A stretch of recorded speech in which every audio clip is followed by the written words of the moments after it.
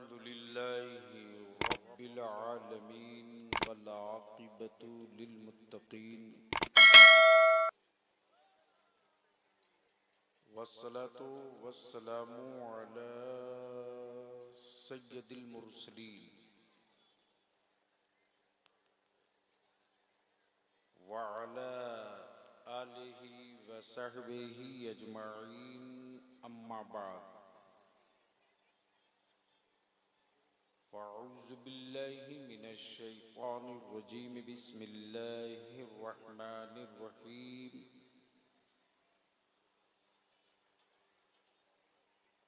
मुहम्मदुर रसूलुल्लाह सदक़ल्लाह व सदक़ रसूलुहुन नबिय्युल अमीनुल करीम व नहनु अला ज़ालिका लमिनश शाहिदीन व शाकिरीन वल्हम्दुलिल्लाहि रब्बिल आलमीन। इसको कम करो ना भाई, क्यों आप सुन नहीं रहे हो? ये 25 मशीन दिखाकर किसको धोखा दे रहे हो? ए जिनको निकलना है निकलो, जाओ।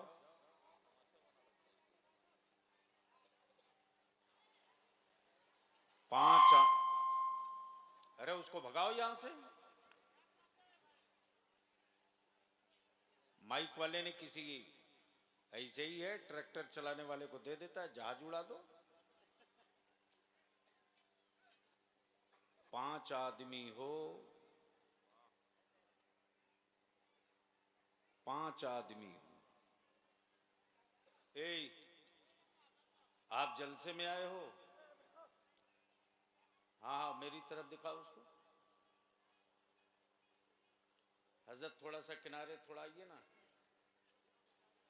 बिगड़े हुए जिन्नातों को मैं ठीक कर देता हूँ, तो इंसान है।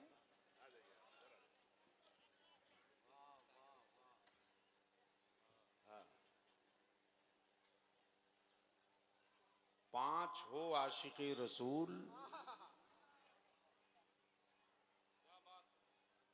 तो 75 मुल्क जीत सकते हैं। अब 75 लाख हुई यजीदी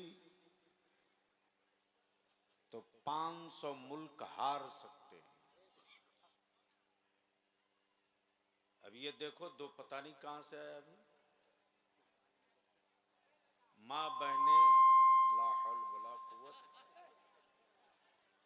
मौलाना उठ के चल देगा यार आदमी।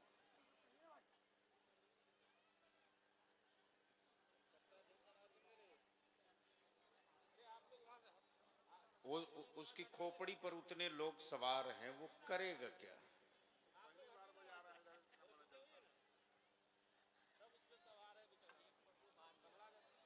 चलिए छोड़ दीजिए। अरे भैया, जब कोई नहीं है तो चाय वाले से ही काम चला रहा भारत में।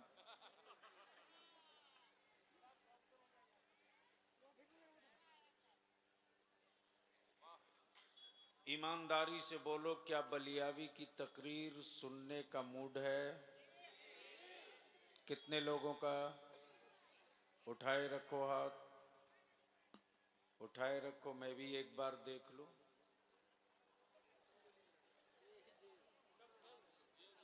ये वाला नहीं, मुट्ठी बांध के, पूरी ताकत से मुट्ठी बांध के। किसी का हाथ नीचे नहीं होना चाहिए, पूरी ताकत से मुट्ठी बांध के।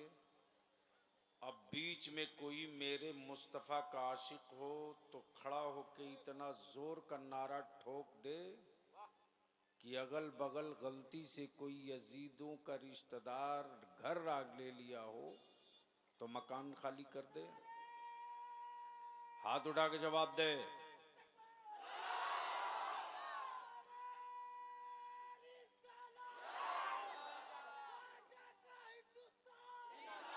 हाय हाय हाय हाय, क्या बात रे, क्या बात रे, वाह वाह वाह वाह। लगता है आज हमको तकरीर करनी पड़ेगी। अब स्टेज पर पढ़े लिखे लोग कुछ दिख रहे हैं, लेकिन बच्चों की बोझ से दबे हुए। अब मदरसे के तलबा हजरत कारी साहब को आगे लगिए, जहां अहले इल्म का मजमा होता है, वहां बलियावी मुफ्ती आजम की अता की थोड़ी सी गठरी ढीली कर देता है। वरना मैं खूब जानता हूं कि अंधों के शहर में आईना कोई पागल ही बेच सकता है। मुहिब्बे गिरामी, फाजिले गिरामी, खतीब अहले सुन्नत हजरत मौलाना मशाहिद रजा चतुर्वेदी, ये तो बाबा ही है। पता नहीं कैसा कैसा जिन्नात मेरे पीछे भी लगा दिए। वरना इस वक्त बलियावी बहुत कम महीने में 2-4 जलसा, वो भी मसलक के जरूरत के तहत। मैं जानता हूं कि जलसों की उम्र और जलसों का मेयार क्या रह गया है। जितना वक्त हम सफर में बर्बाद करें, उससे बेहतर है कि हम अदारे शरिया में अपने मसलक का कुछ काम करें। मैं जानता हूं कि अच्छी हवेलियों से इनकलाब नहीं आ सकता, लेकिन चंद बोरिया नशीन सर जोड़कर बैठ जाएं तो उसी में कोई हुजूर हाफिज मिल्लत पैदा हो सकता है। मैं जानता हूं कि 75,000 तलवारें भांजने वाले एक जख्म का ऑपरेशन नहीं कर सकते, लेकिन मुफ्ती आजम का एक फतवा पूरे मुल्क का तख्ता पलट सकता है। अब अहले इल्म हो तो बलियावी गुफ्तगू करे। चंद मिनटों में मैंने कई घंटे की तकरीर कर दी, तो अब सुनने का मूड हो गया है तो सारा मजमा जी लगाकर नबी और आले नबी की बारगाह में दरूद का तोहफा पेश करे।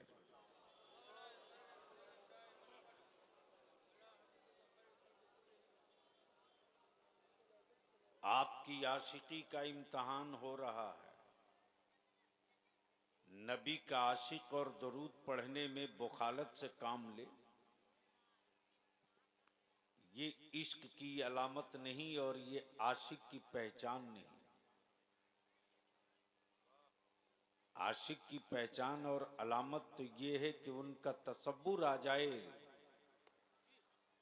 तवज्जो चाहूं अहले इल्म की, उनका तसब्बुर आ जाए तो रश करने लगे। उनका तसब्बुर आ जाए तो रश करने लगे। उनके शहर की याद आ जाए तो झूमने लगे। और उनका सरापा दिख जाए तो कहे मौत का फरिश्ता तू ठहरा कहां है।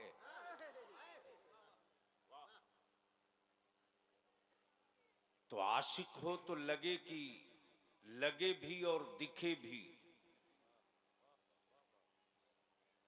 बावाज़े बुलंद नबी और आले नबी की बारगाह में दरूद का तोहफा। अल्लाहुम्मा सल्ली अला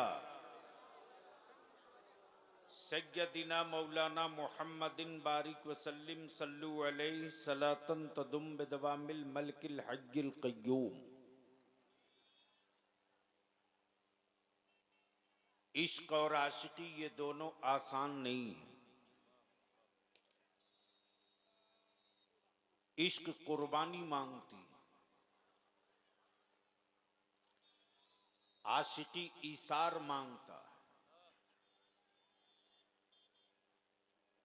इश्क में दौलत और सरवत की कीमत नहीं होती।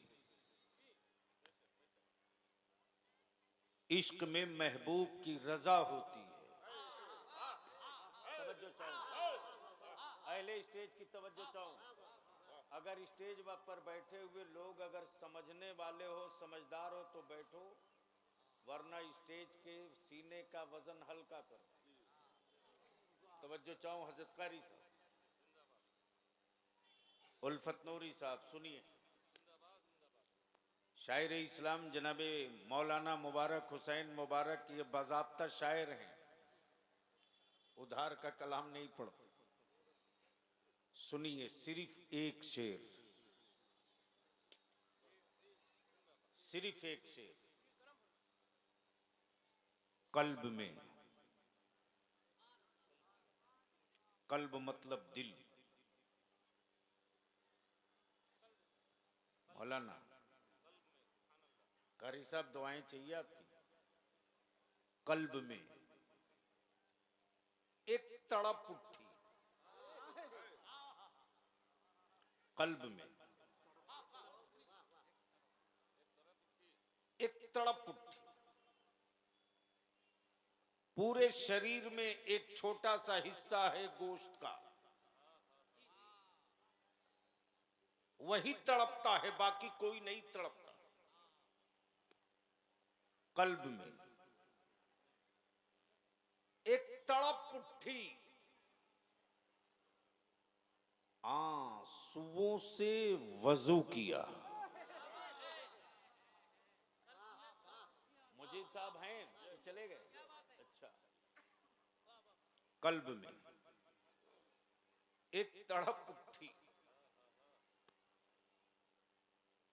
क्या मेरे रब ने इस दिल की कैफियत और फितरत बनाई है?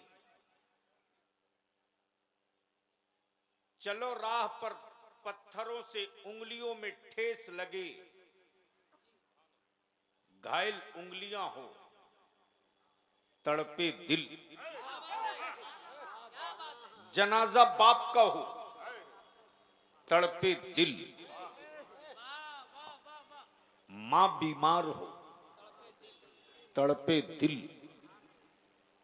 तिजोरियों से दौलत लुटे, तड़पे दिल।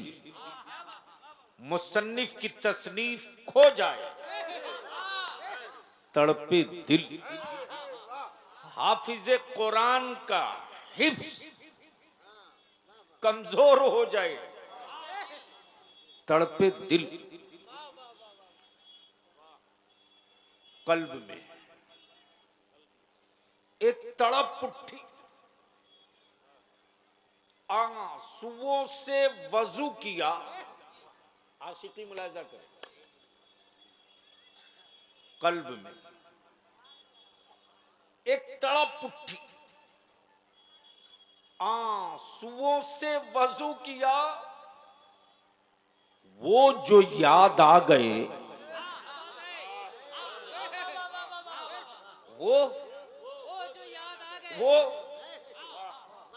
वो जो याद आ गए, अपनी नमाज हो गई।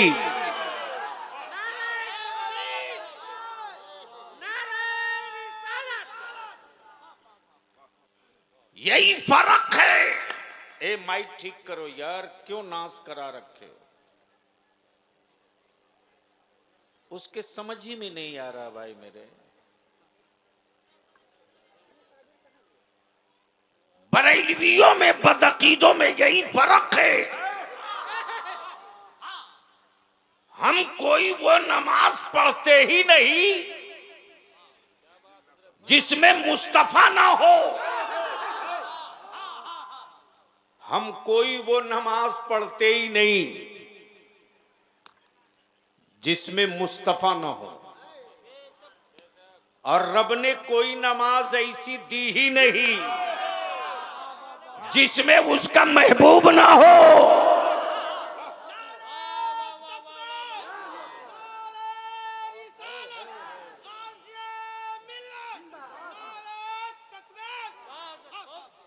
अब बलियाबी को अर्ज करने दो। आदमी की फितरत, इंसान की फितरत। मौलाना माइक नहीं बोलने देगा भैया, इसको कम कर दो, वो कम समझता ही नहीं है।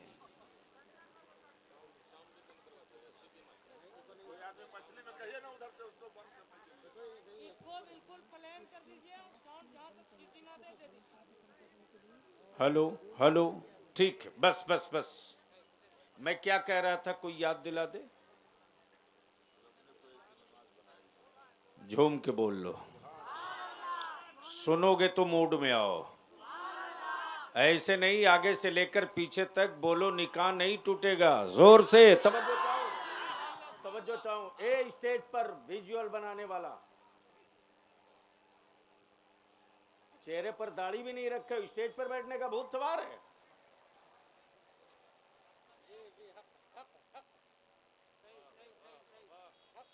ये मेंबर रसूल है या कोई तमाशा है?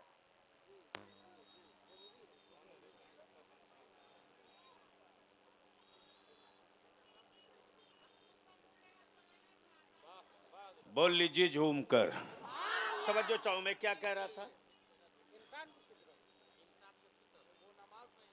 वो नमाज रब ने दी ही नहीं जिसमें रब का महबूब न हो। आई है। अब बलिया भी रुक के चुनौती और चैलेंज दोनों करता। चुनौती इसकी कि हम पर फतवा लगाने वालों, ओ मैया दूध पिलाई है तो लगा फतवा, लगा। लेकिन पहले ये बताना पड़ेगा कि नमाज किसके लिए है। अरे आप ही बोल दो, नमाज किसके लिए है? किसके लिए? एक आदमी को पता है, सिर्फ अल्लाह के लिए। अरे नियत तो यही करते ना, नियत की मैंने 2 रिकात फजर की फर्ज वास्ते। तो नमाज किसके लिए? तो बोलने में क्यों डर लग रहा? नमाज किसके लिए? जोर से, नमाज किसके लिए? सुन लीजिए, अब आप हजरात थोड़ी सी बेदार होंगे तो आज मैं अकीदा उडेल दूं। नमाज किसके लिए? और अल्लाह की शान ये कि वहदहुल्ला शरीक, न उसकी जात में कोई शरीक, न उसकी सिफात में कोई शरीक, न उसकी इबादत में कोई शरीक, न उसकी रियाजत में कोई शरीक, न उसकी बंदगी में कोई शरीक, न रुकू में कोई शरीक, न सना में कोई शरीक, न तहियात में कोई शरीक। गोया नमाज सिर्फ रब के लिए। किसके लिए? रब के लिए। नमाज रब के लिए, रब के लिए। और उसी रब ने कुरान में क्या कहा? या अय्युहल्लज़ीना आमनू अक़ीमुस्सलाह, ए ईमान वालों नमाज कायम करो। इतने ही कहा, कैसे करो, कहां करो, करो तो मुंह किधर हो, करो तो क्या क्या करो, ये नहीं बताया। बल्कि रब ने फरमाया, महबूब नमाज मेरी होगी, अदा तेरी होगी। हबीब नमाज मेरी होगी, अदा तेरी होगी।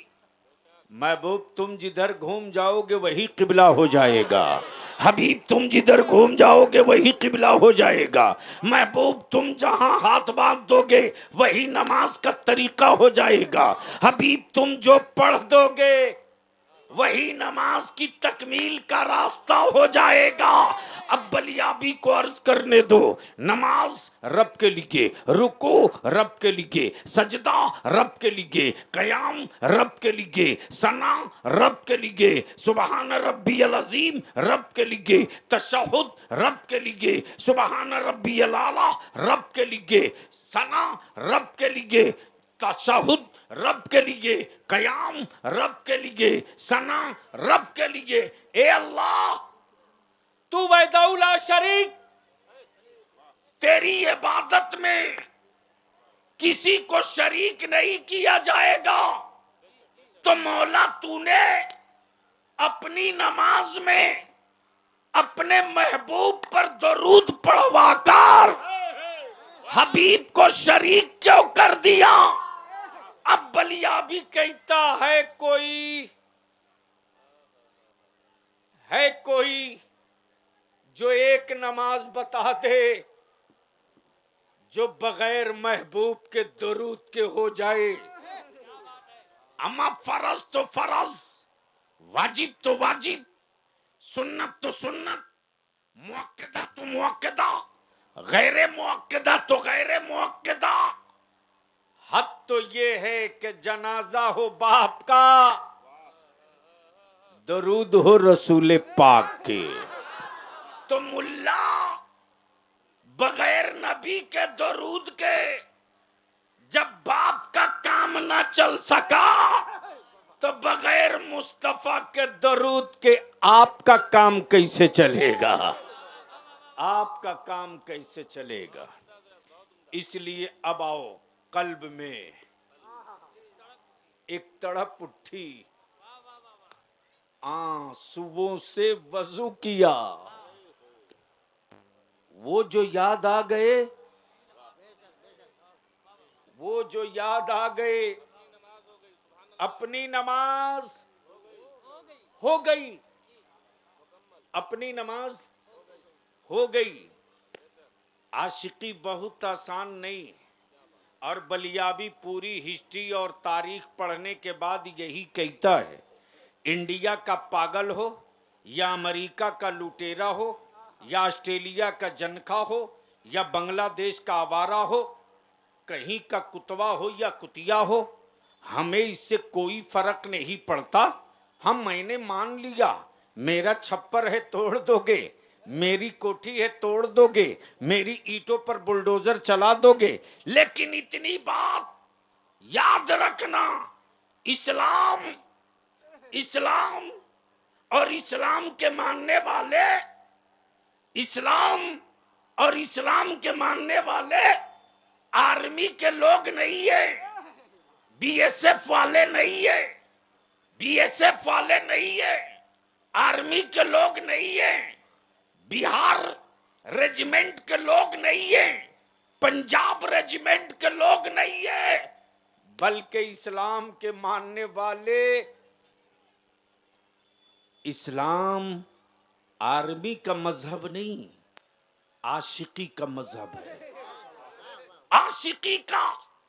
तब बलिया भी कहता, बद्र में शहीद हुए, नबी से मुआवजा नहीं मांगा, ओहद में गर्दनें कटी, मुआवजा नहीं मांगा, करबला में खानदान लूटा, मुआवजा नहीं मांगा, और दुनिया में कहीं भी इस्लाम पर जाने लुटती है तो न मुफ्ती से मुआवजा मांगे, न हुकूमत से मुआवजा मांगे, न कंट्री से मुआवजा मांगे, न उसके बदले नौकरी मांगे, इसलिए कि आशिकों को यकीन और एतमाद है कि मेरे लहू की लाली मिट्टी पर गिरी है, लेकिन निशान तो जन्नतुल फिरदौस में बना है, निशान तो जन्नतुल फिरदौस में बना है। और जब खंजर के करीब गला पहुंचता,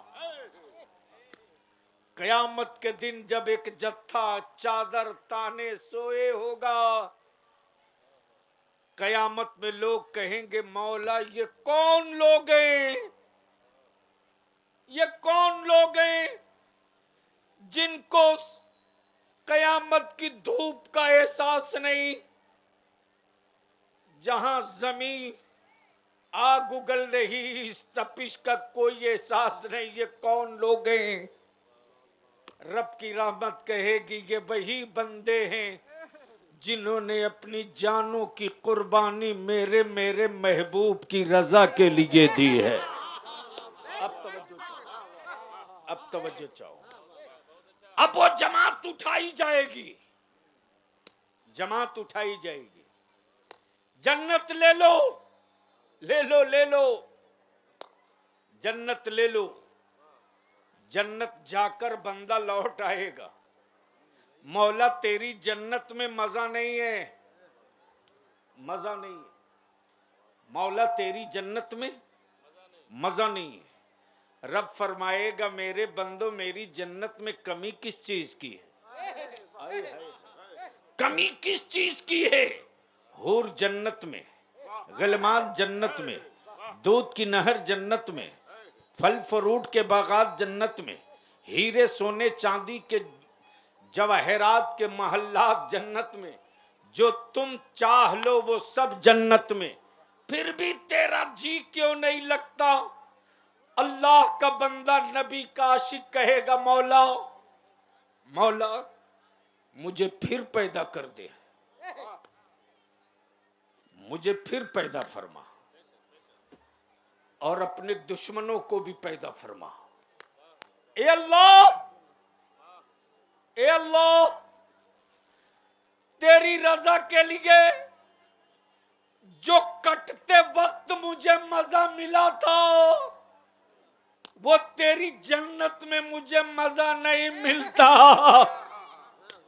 मौला मुझे वो जिंदगी फिर अता कर दे, वो काटते रहे मैं कटते रहूं, वो दस्तों बाजू उतारते रहे मैं तड़पते रहूं, वो मेरी गर्दनों पर खंजर मारते रहे मैं तेरी रजा के लिए कटता रहूं। अब जरा जहन को थोड़ा सा करीब कर लो, ये आसान नहीं है। मुसलमान कहलाना आसान, मुसलमान होके मरना आसान नहीं है।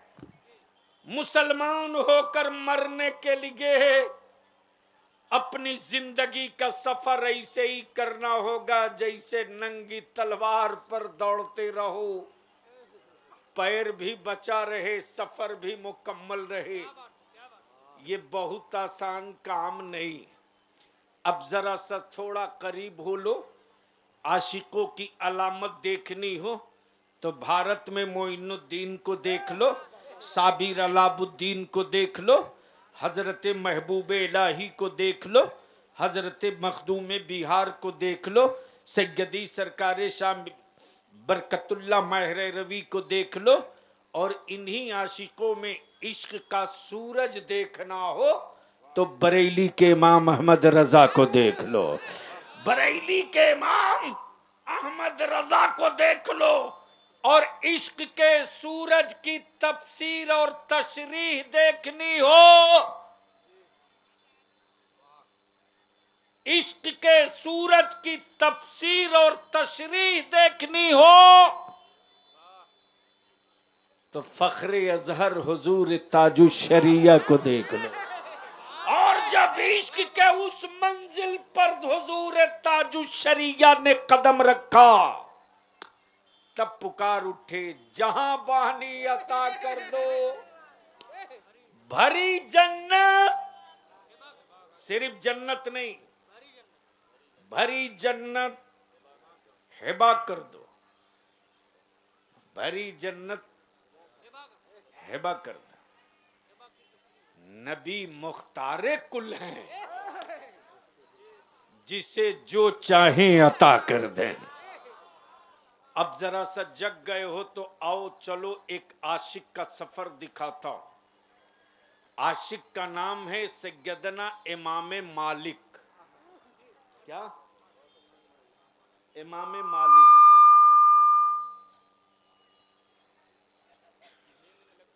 नींद में नहीं, हम भी चिट्ठी लिखेंगे भारत के प्रधानमंत्री को कि भाइयों बहनों बोलने में आपको तकलीफ होती है, एक माई कितना अच्छा है। कौन गांव है? हनुमान नगर। जाहिर सी बात है उनकी पूजा भी आप करते हैं, उसी जगह है वो। तो हनुमान नगर वाले माइक पर एक बार भाषण दे लीजिए, 6 महीना के लिए भारत सुकून से रहेगा। झूम के बोल लो। मैं समझ रहा हूं गर्मी में परेशान हो, लेकिन बोल लो जोर से, जोर से। मैं क्या अर्ज कर रहा था? एक आशिक, नाम इमाम मालिक, ये मौलाना नहीं है, इमाम है इमाम। ये जो चार मुसल्ले हैं ना, हनफी, शाफई, मालिकी, हम्बली, उसी चार में एक मुसल्ले के इमाम सैयदना इमाम मालिक। सुभान अल्लाह, सुभान अल्लाह, सुभान अल्लाह। अहले स्टेज की तवज्जो चाहूं, एक राज से पर्दा उठाने वाला हूं। गोया इमाम अहमद रजा का अकीदा कोई नया अकीदा नहीं है, बल्कि आज जो इमाम अहमद रजा ने किया है वे इमाम मालिक कर चुके हैं, वो इमाम मालिक कर चुके हैं। सैयदना इमाम मालिक चले हज को। हनुमान नगर से मौलाना मुशाहिद कोई हज को गया है कि नहीं? जरूर गया होगा। और अल्लाह ताला हम सबको मदीने जाने के लायक बना दे। मदीने जाना बहुत आसान है मुसलमान, मदीने से सलामत अपने को वापस लौटा लेना बड़ा मुश्किल काम है। आने जाने का नाम हाजी नहीं है। अब जरा जहन को करीब कर लो कि मान लो कोई हनुमान नगर से हज को जाता है तो गांव में कितनी बहार और कितनी खुशी, कितनी चहल पहल रहती है। हमारे हजरत कारी साहब, हमारे हजरत मौलाना और ये उलमाए कराम इसी हनुमान नगर के लुधियाना में काम करने वाले एक मामूली मजदूर के दरवाजे पहुंच जाते। इसलिए नहीं पहुंचते कि वो बहुत बड़ा धन्ना सेठ है, वो इसलिए पहुंचते कि ये शहरे रसूल को जाने वाला है, ये शहरे मुस्तफ़ा को जाने वाला है, ये शहरे मुस्तफ़ा को जाने वाला है, ये शहरे नबी को जाने वाला है। इसकी आंखों को चलकर चूम लूं, इन्हीं आंखों से नबी कौनैन के गुंबदे खजरा की जियारत करेगा। देखा कि लंबी कतार है, कोई हाथ चूम रहा, कोई पेशानी चूम रहा, कोई आंखों की पुतलियां चूम रहा, कोई गले से लिपट लिपट कर अपने लिए कहे जाता मेरी तरफ से भी खाने काबा का एक तवाफ कर लीजिएगा, मेरी तरफ से भी खाने काबा का एक तवाफ कर लीजिएगा। और जाने वाला हाजी कहता कारी साहब आपके लिए जुब्बा लाऊंगा, मौलाना मुशाहिद आपके लिए भी एबा लाऊंगा, मौलाना आपके लिए मैं टोपी लाऊंगा, आपके लिए मैं आबे जमजम लाऊंगा। इसी बीच में कोई ऐसा भी आशिक आ गया जो जाने वाले को किनारे से खड़े होकर सिर्फ देख रहा है और उसकी आंखें सावन भादों की तरह बरस रही। तेरे मुकद्दर को मैं सलाम करूं, तेरी किस्मत को मैं चूम लूं, तेरे मुकद्दर को मैं सलाम करूं, तेरी किस्मत को मैं चूम लूं। जिस नबी ये कौनैन को बिन देखे मैं सलाम पढ़ता था, दरूद पढ़ता था। तुम कितने खुशकिस्मत हो कि अपनी आंखों से उस जलवे जाना का रोजा देखोगे। अरे तुम कितने खुशकिस्मत हो कि तुम नबी को देखो या मत देखो, मेरा नबी अपने गुंबदे खजरा से तुमको जरूर देखेगा, जरूर देखेगा। ये तसब्बुर लिए कोई आशिक चुपके चुपके अपने आंसुओं को पिए जा रहा। हाजी जैसे ही निकला गांव से वैसे ही अपनी चौखट से एक नारा बुलंद करता, अल्लाहुम्मा लब्बैक, अल्लाहुम्मा लब्बैक, ला शरीक लब्बैक, अल्लाहुम्मा लब्बैक, ए अल्लाह मैं हाजिर हूं, मैं हाजिर हूं, मैं हाजिर हूं, पापी हूं, हाजिर हूं, गुनहगार हूं, हाजिर हूं, सियाकार हूं, हाजिर हूं, खतवार हूं, हाजिर हूं, मौला फर्ज छूट गया है, हाजिर हूं, ए मेरे रब मुजरिम हूं, हाजिर हूं, सियाकार हूं, हाजिर हूं, गुनहगार हूं, हाजिर हूं, लेकिन मौला सजा देना जरूर देना, लेकिन मैंने जिनसे मोहब्बत की है उस रसूल के सामने देना, उस महबूब के सामने देना। तब हजरत बेदम वारसी ने कहा है सब हो पेशे खुदा, सब हो पेशे खुदा और हम रूबरूए रसूल। नारे तकबीर, नारे रिसालत, अज़मते मुस्तफा अल्लामा गुलाम रसूल बलियाबी साहब किबला। नारे तकबीर, नारे रिसालत। ए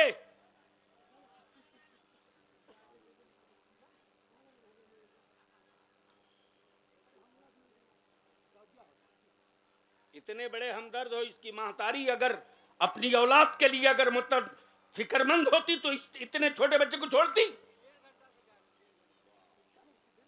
1.5 घंटे से गायब है और तुम ठिका लेकर घूम रहे हो। जिसने पैदा किया उसके मां बाप को उसकी अपनी औलाद की फिक्र नहीं, तुमको फिक्र है।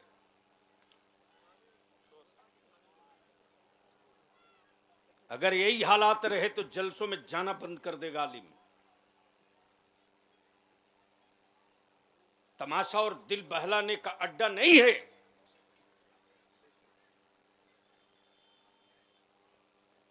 दरूद शरीफ पढ़ लो।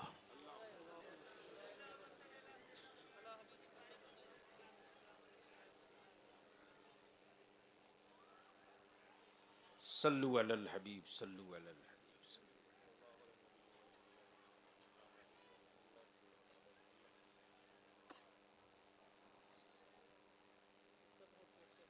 सब हो पेशे खुदा, ए अल्लाह मैं गुनहगार जरूर हूं लेकिन बागी नहीं हूं मौला, बागी नहीं हूं। अदालतों से उन्हीं का बेल रिजेक्ट होता जो बगावत करते, उनका बेल रिजेक्ट नहीं होता जो हर तारीख पे हाजिरी लगाते रहते। आओ जरा करीब आओ, उसी एक मुसल्ले के मालिक सैयदना इमाम मालिक हज को चले। सुभान अल्लाह, सुभान अल्लाह। जोर से, जोर से। आशिक हो तो आशिकों की तरह जोर से। जो खड़े हैं मेड़ पर बैठे हैं चारों तरफ से आवाज आवे जोर से। सारा मजमा हाथ उठा के एक मर्तबा या रसूल अल्लाह, सारा मजमा एक मर्तबा लब्बैक या रसूल अल्लाह। जोर से बोल, जोर से, लब्बैक या रसूल अल्लाह, लब्बैक या रसूल अल्लाह, लब्बैक या रसूल अल्लाह। मालिक इब्ने दीनार हज के लिए चले हैं। ये वो इमाम मालिक जिनकी किताबें सैकड़ों ऊंटों पे लदी रहती हो, वह इमाम मालिक जैसे ही हरम पाक के करीब, हदूदे हरम के करीब आते, इमाम मालिक की कैफियत बदल चुकी है। पैरों से चप्पल गायब, बीच रास्ते में चलना छोड़ दी। कभी दाएं, कभी बाएं, कभी उंगलियों के बल, कभी पंजों के बल। और वही सैयदना इमाम मालिक जब इस मस्तानी चाल में चलते तो अरब के उलमा परेशान, जिनके इल्म का डंका बजे, उनकी ये हालत। उलमाए कराम ने बड़ी अदब से पूछा, ओ इमाम मालिक, आपके इल्म का सूरज तो चमक रहा है, लेकिन आपके पैरों में जूती नहीं, चप्पल नहीं, और कभी दाएं कभी बाएं, कभी आगे कभी पीछे, कभी पंजे के बल, कभी उंगलियों के बल। और मक्के में जितने पुराने पेड़ दरख्त मिलते, सबकी जड़ों को इमाम मालिक लिपट लिपट कर चूमते। किसी आलिम ने पूछ दिया, वे इमाम मालिक, इन पेड़ों को क्यों चूमते हो? सैयदना इमाम मालिक कहते कि मैंने किताबों में पढ़ा है, इन्हीं पेड़ और बागात के नीचे रहमत आलम का बचपना गुजरा है। इन पेड़ों को इसलिए चूमता हो कि पता नहीं किस दरख्त के नीचे मेरे मुस्तफा तशरीफ फरमा रहे हो, इसलिए चूमता हूं। सैयदना इमाम मालिक जब मदीने तैयबा पहुंचे तो कैफियत और बदल गई। जितनी पुरानी दीवारें मिलती, उन दीवारों को इमाम मालिक पकड़ लेते, लिपट जाते और लिपट लिपट कर खूब रोते।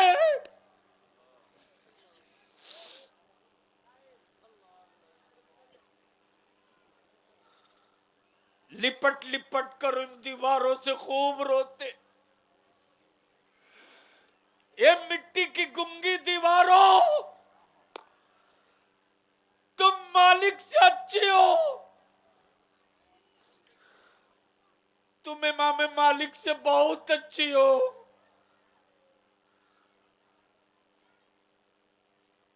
तुम्हारे करीब से कौन है इनके आका गुजरे होंगे। मेरे आका के कांधे अतार पर चादरें पाक रहती थी। ए उलमाए अरब सुन, इन दीवारों को क्यों चूमता हूं? इसलिए चूमता हूं कि मेरे आका के कांधे मुकद्दस पर रदाए नूरी पड़ी रहती थी। हवाएं तेज चली होंगी, मेरे आका की चादर ततहीर इन दीवारों से लग गई होगी। ए दीवारों, तुमने मेरे मुस्तफा की चादर चूमी है। ए दीवारों, लो मैं तुझे चूम लेता हूं। ये आशिकी है, ये आशिकी है। ये मंजिल बहुत आसान नहीं, ये आशिकी है। नबी का आशिक और बेनमाजी नहीं हो सकता। नबी का आशिक और शराब पिए, ये नहीं हो सकता। नबी का आशिक और बेटों को 3 लाख 2 लाख नगदी में बेच दे, ये नहीं हो सकता। ये कभी नहीं हो सकता। नबी का आशिक हो और घरों में कुरान की तिलावत ना हो, ये नहीं हो सकता। और बलियाबी तो पूरी जिम्मेदारी से कहता है कि आज जो भारत में मुसलमान जिंदा दिख रहा है, वो किसी हुकूमत की वजह से नहीं है। अरे कोई न कोई रब के महबूब का आशिक कभी जिंदा है, बचा हुआ।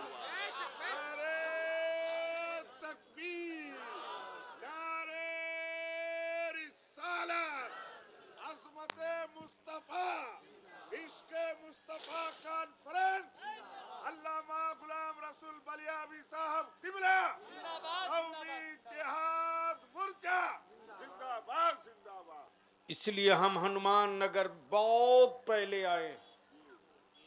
कारी साहब, तकरीबन हमको लगता 25 साल पहले, 20 साल पहले। अच्छा, वो दूसरा था, इसी जगह। अब आप हमें एक बात बताओ, इतना बड़ा मजमा माँ बहनों का भी और आप मर्दों का भी, ये बताओ रमजान शरीफ करीब है कि नहीं है? तो आपकी तबीयत ठीक है कि नहीं है? कहीं ऐसा तो नहीं कि 2 दिन के बाद आप डॉक्टर का नुस्खा लेके जेब में घूमोगे? अरे मौत होगी तो आएगी यार, और इससे अच्छी मौत क्या होगी कि हम रोजे से हो और मेरा जनाजा धूम से निकले। मरना तो आइए, मरना तो आइए, लेकिन हम आपसे एक आखिरी इल्तिजा करेंगे। या हमारे मौलाना मुशाहिद बेचारे डांट भी हमसे सुन लेते, लेकिन मोहब्बत भी खूब करते। और ये भी तय है कि बलियाबी जिससे मोहब्बत करता है उसी को डांटता भी है, लेकिन बलियाबी जिससे मोहब्बत करे उसे कोई आंख दिखा दे, क्या बात है, ये बलियाबी कभी बर्दाश्त नहीं कर सकता। अब हम इतनी सी इल्तिजा करेंगे, आबादी बहुत बड़ी है। अभी मैं हजरत कारी साहब से पूछ रहा था कि मदरसे की जमीन कितनी है। मुफ्ती अकबर साहब, माशाअल्लाह, इन्होंने बताया कि मदरसे की जमीन बहुत है। हमने इनसे अर्ज किया कि आप कागज तैयार करें, मैं बाजू बनूंगा। जब तक हमारे बच्चे और बच्चियां पढ़ेंगे नहीं, अरे कब तक बलियाबी को बुलाओगे बाहर से? कब तक मुबारक हुसैन मुबारक को लाओगे बाहर से?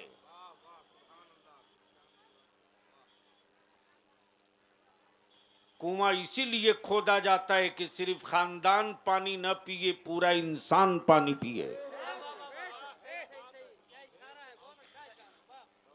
गमलों में फूल तो लगा सकते हो, गेहूं और धान की खेती नहीं कर सकते। खानदान की परवरिश के लिए खेत में खेती करनी पड़ेगी। ये कॉन्फ्रेंस और ये जलसे रोज होते हैं, होते रहेंगे, लेकिन इसका असर सुबह तक क्या शाम तक भी नहीं दिखता।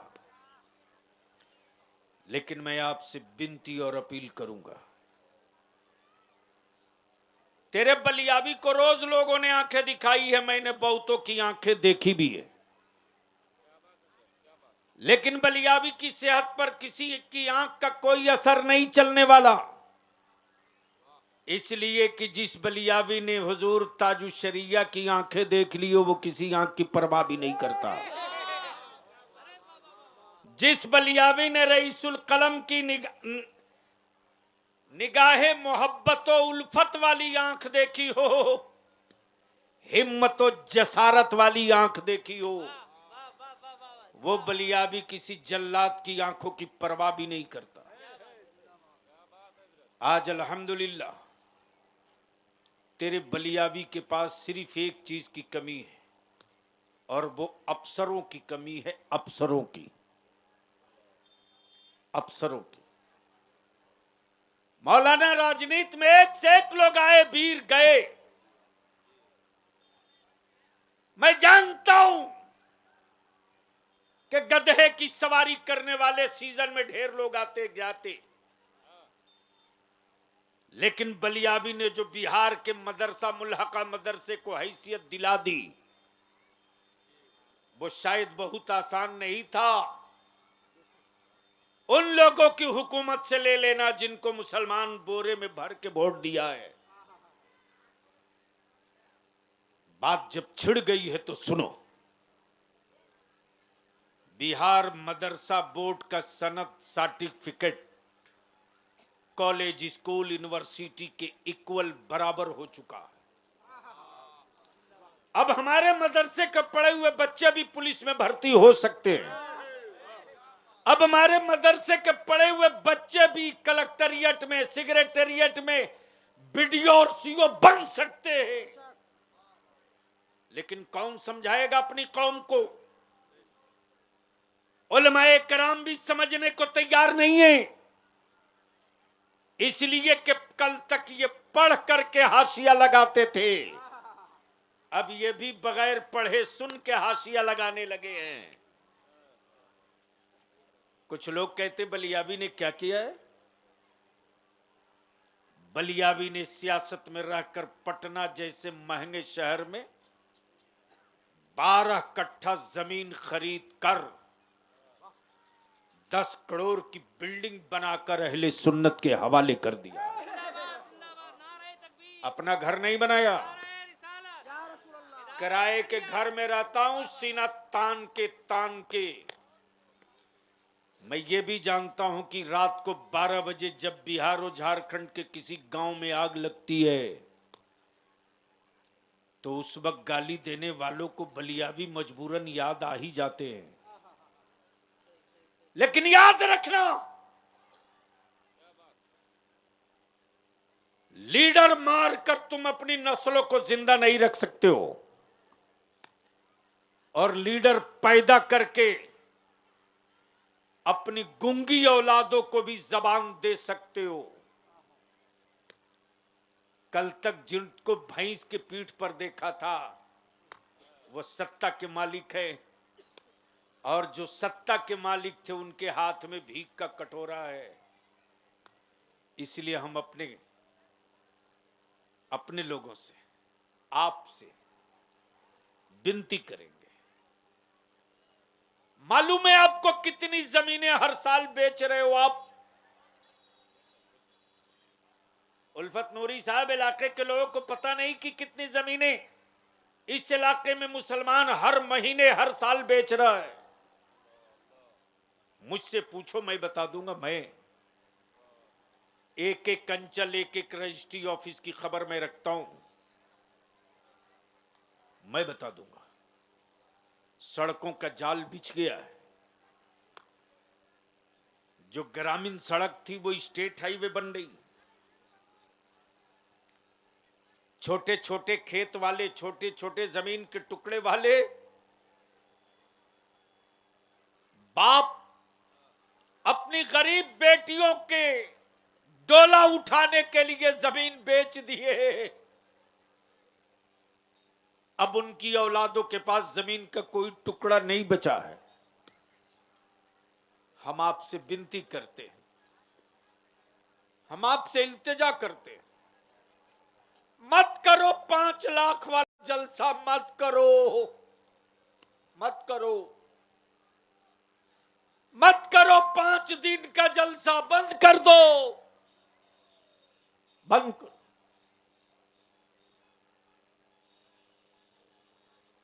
अपने गांव के किसी गरीब बाप की बेटी के निकाह के लिए गरीब बाप की जमीन मत बिकने दो, मत बिकने दो, वरना 20 साल के बाद उसका बच्चा अपने आप को कैसे हिंदुस्तानी साबित करेगा? कहां से प्रूफ देगा? बेटी की शादी के लिए बाप तो जमीन बेच दिया, बेटा कहां से साबित करेगा? कहां से साबित करेगा? इसलिए हम आपसे विनती करेंगे, रहम करो, बंद करो बारात ले जाना, बंद करो, बंद करो कर्ज लेकर के जहेज देना, बंद करो। और हनुमान नगर में नबी के आशिक हो, अगर सच्चे आशिक हो और गैरत वाली मां का दूध पिए हो, तो जलसा खत्म होने के बाद पूरे हनुमान नगर के जवानों की एक मीटिंग करो और मीटिंग करके ये फैसला कर लो कि हमारे गांव में कोई खरीदा हुआ दामाद नहीं आएगा, और मेरे गांव की किसी गरीब बाप की बेटी बाप की जमीन बेचकर रुखसत नहीं होगी। बेटी रुखसत करने के लिए ससुराल में हवेली ढूंढने वालों, यही सोचकर तुमने हवेली ढूंढा था ना कि तेरी बेटी वहां सुकून से रहेगी। अरे क्या पता तेरी बेटी ससुराल पहुंचे और तेरे दामाद का इंतकाल हो जाए, क्या गारंटी, क्या गारंटी। इसलिए हम आपसे इल्तिजा करेंगे, ईमान मजबूत करो, निकाह सस्ता करो, निकाह को इतना सस्ता कर दो कि धरती पर गुनाह महंगा हो जाए, इतना सस्ता कर दो। इसलिए हम आखिर में यही विनती और इल्तिजा करेंगे कि बहू लाने के लिए हवेली मत ढूंढो, वो छप्पर तलाश लो जिसमें सैयदा फातिमा की कनीज रहती हो। और बेटी भेजने के लिए हवेली मत तलाश करो, वो खड़हर तलाश लो जिसमें मौला अली का गुलाम रहता हो। और इसी पैसे को बचाओ और बचाकर अपनी औलादों को पढ़ा दो। और पढ़ने वाले मेरे अजीज, झूठ मत बोल के तू मुसलमान था तो फेल कर दिया गया, झूठ मत बोल, बाप को धोखा मत दे। अरे दुनिया में कोई किसी को फेल कर सकता है यार, लेकिन नबी के आशिक को कोई माई कलाल फेल नहीं कर सकता। मेहनत करके पढ़ो तो सही। रात को 3-3 बजे तक तेरे बेटे मोबाइल का डब्बा लेके पड़े रहते।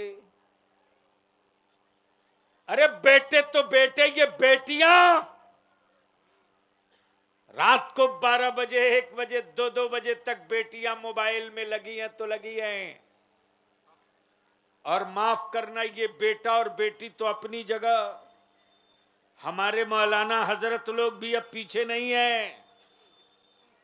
इनका भी मोबाइल इमाम साहब का रात को 3 बजे तक चलते रहता है, ऑनलाइन ही है। पता चला सुबह फजर के टाइम ऑफ हो गए।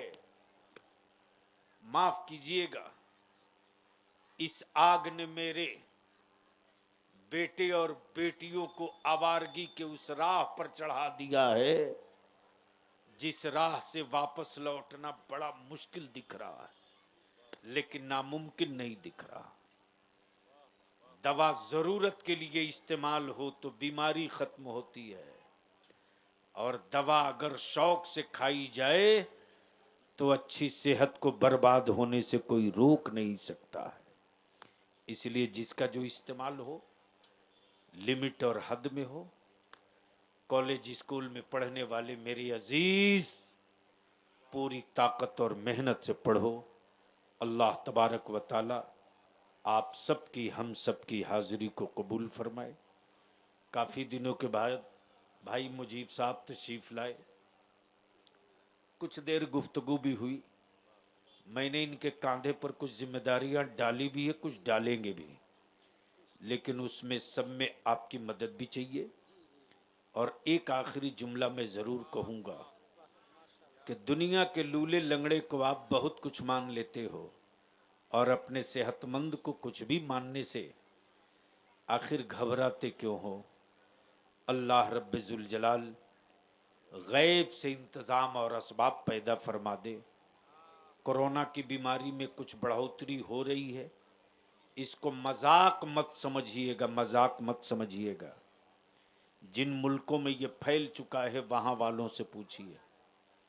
इसलिए मास्क की पाबंदी भी ज़रूरी है, और बेला वजह घर से निकलकर मस्ती भी बच्चों को मत करने दीजिए, इसलिए कि पता नहीं कौन क्या लावे सटा के चला जाए। बीमारी तो बीमारी है, और कानून की पाबंदी तो कानून की पाबंदी भी है। हमें कभी भी किसी भी कीमत पर न कानून को हाथ में लेना चाहिए और न ही अपने आप को कहीं मजाक बनना चाहिए, बल्कि कानून की पाबंदियों के साथ अपने मजहब के हर रुकन को अदा करना चाहिए। अल्लाह रब्बुल जलाल अराकीन जलसा की नेक नियति को कबूल फरमाए। यार जिंदा सोहबत बाकी। खुदा हाफिज। सलाम अलैकुम।